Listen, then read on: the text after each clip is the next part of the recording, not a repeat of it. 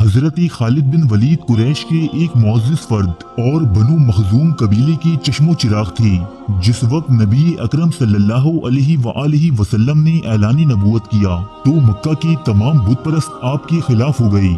اس وقت حضرت خالد بن ولید کی عمر 17 برس تھی۔ آپ بھی اپنے والد اور دوسرے بزرگوں کے ساتھ ساتھ حضور صلی اللہ علیہ وآلہ وسلم کی مخالفت میں پیش تھے۔ حضرت خالد بن ولید رضی اللہ تعالیٰ عنہ نے تلواروں کے سائے میں پرورش پائی تھی، اس لیے وہ بہت پھرتیلے اور نڈر تھے۔ کشتی، گھڑ سواری اور نیزہ بازی کے ماہر تھے۔ حضرت خالد بن ولید کے قبول اسلام سے قبل بھی حضور علیہ الصلوۃ والسلام ان کو بہت پسند فرماتی تھی۔ جب حضور صلی اللہ علیہ وآلہ وسلم کے سامنے حضرت خالد بن ولید کی تعریف کی جاتی تو حضور صلی اللہ علیہ وآلہ وسلم فرمایا کرتے کہ یہ خصوصیات جس شخص میں ہوں گی وہ ضرور اسلام قبول کرے گا۔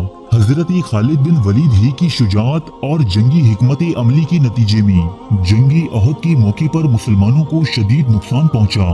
اس جنگ میں حضور اکرم صلی اللہ علیہ وآلہ وسلم کے دندان مبارک شہید ہوئے، جبکہ سید الشہداء حضرت حمزہ رضی اللہ تعالی عنہ بھی اسی جنگ میں شہادت کے مرتبے پر فائز ہوئے۔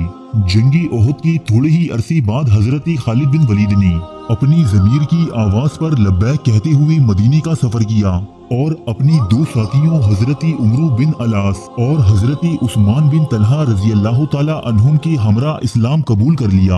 ان تینوں کے ایمان لانے پر نبی اکرم صلی اللہ علیہ وآلہ وسلم اس قدر خوش ہوئے کہ آپ نے فرمایا کہ آج مکہ نے اپنی جگر کے گوشے ہمارے دامن میں ڈال دیے ہیں۔